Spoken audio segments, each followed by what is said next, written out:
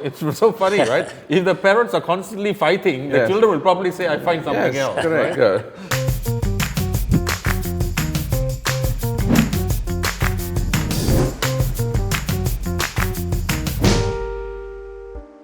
Hi, I'm Sengkuttuvan from the Hindu faith of the Interreligious Organization. Hello, I'm Rajesh Shah from the Jain faith. My name is Kuek Hsing. I'm from the Singapore Baha'i community. We are going to discuss a very interesting topic, interfaith marriages in Singapore.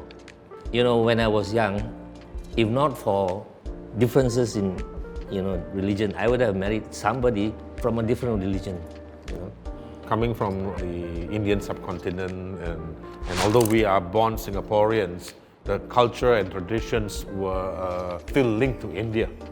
Because of that connection, we were kind of brought up to say, okay, you stay within your Indian community.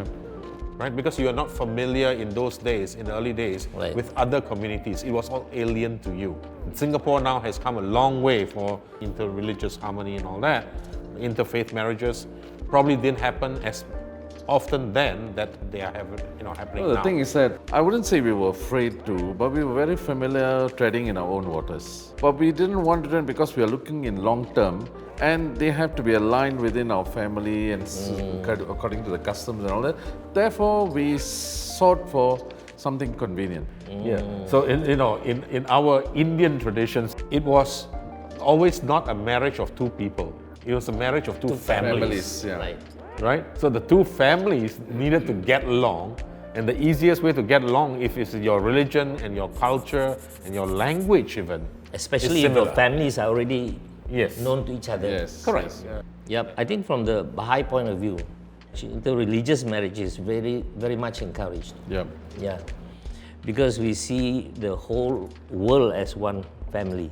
After so many years, what is your stand about interreligious marriages? Though I've got absolutely no qualms about interreligious or racial marriages because the world is slowly morphing into a melting pot. It's a meeting of two minds, two agreed minds, two adults. Now, if you put the faith into the picture, now that is something else because if they're willing to accept the faith both and let live their faith and pursue, that is their choice. Or if the other one wants to adopt the other faith, we still allow them to do so. So it is a choice made by the two people. That's how we see it. Yeah, and Jainism is the same. We don't have any conversion rituals or customs. As long as you follow the principles of Jainism, you can be called a Jain. Nowadays, I tell my daughters, I said, look, it's open. You guys find your partners. We are not going to do that for you. And when you find your partners, the only thing we ask you to do is for your own life after marriage, to at least get somebody who's vegetarian so that you don't have to compromise on that type of thing. Marriage is already a great compromise. Right. Two different people, two different families coming together. And it will make your life a little bit easier. At least one part is solved. Then you have to work on the rest. When we talk to our fellow faith leaders, they are more concerned about whether religion, in their view, seems to get diluted because it's either a conversion on one way or the other, or losing both faiths, losing one person. Each community will have to decide for itself whether within that community they will allow or not. How would you advise, for example, a young couple of different religions that they want to get married? You're not going to melt together and form a new religion. Either they maintain themselves as individual religions or they accept one. The conflicts normally that we often see is in the offshoots, the children. Right. See, when the children come, what happens is, it's not the couples themselves, it's the community at large that plays an important influence. This behind the scene compelling factor seems to be pushing the couples. True. And this becomes more pronounced when the marriage begins to splinter. If you're willing to accept it, that's fine. But look at the long term. Don't just look at down the line only. You've got to look very far ahead and all the things that you have to compromise. Think and measure out very carefully because we are not looking at only from economic point of view. We are looking at many aspects of social point of view and And religion and faith itself has a very big communal impact. And therefore, the advice to them will be think out very carefully. It's all rosy, very nice, but when problems start to come, then you have to see how you sustain. You can be in love. You can like somebody, you can be attracted to that person and make that person your partner. But you have to remember that by joining that bridge doesn't mean that you are cutting links with your entire community. Yes. Right? Yes. And so if that person doesn't find acceptance in your community or vice versa, then it's going to be very difficult. My parents' time, you can't even mention that. Your parents are what? Taoist, Buddhist, that kind of thing. I mean, if you marry another race, wow, it's a taboo. The solution is quite simple. That means when they are kids, they are not going to say, I'm going to be a Baha'i or Jain or Hindu. When they are kids, they should be brought to both religious schools and be educated and have some knowledge of what Jain is about, what Hindu is about, and what is Baha'i. Despite the fact a couple of two different faiths, the children may choose something other than these two.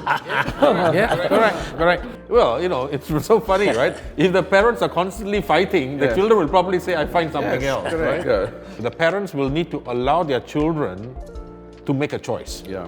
But we should respect that we allow these young adults to make their choices. Correct, exactly. But our advice would be, think it through, and it's going to be an uphill battle, a constant battle, like you said. When things are rosy, everything is fine. When things start falling apart, then this factor becomes even more pronounced. And they don't know where to go because there are not enough people out there to guide them. Values do not change. Thou shalt not steal, thou shalt not lie. All this is common values. Now, this value teaching is being taught through the vernacular of one faith or vernacular of the other faith, still value. And they only approach it, it only adds flavor.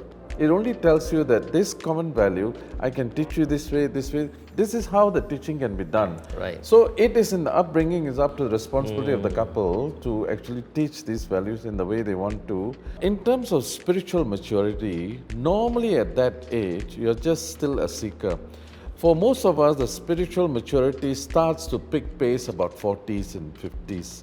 More ingrained in their faith, Correct. right? Because their spiritual journey brings them to two separate faiths. Correct. So that is why, first of all, they have to learn to accept both the faiths. We are talking about keeping the house steady, the house of marriage steady, and let the faith help. We should not use the faith as an obstacle and drive the divide even deeper. Yeah. So that's the thing. I think the problem is that each faith think very much of itself. Our kids cannot go to another faith in a marriage, which we think that is the best and the most suitable for.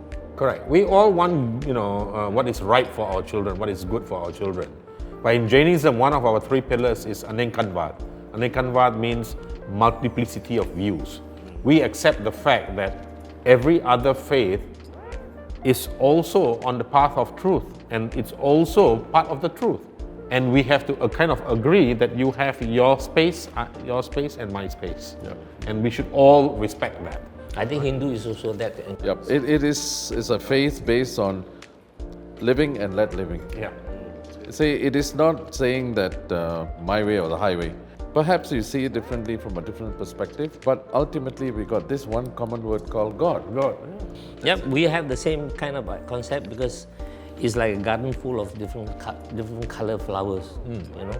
Each adds to the beauty. If you have offsprings of two different color flowers, it's even better, it's even more beautiful.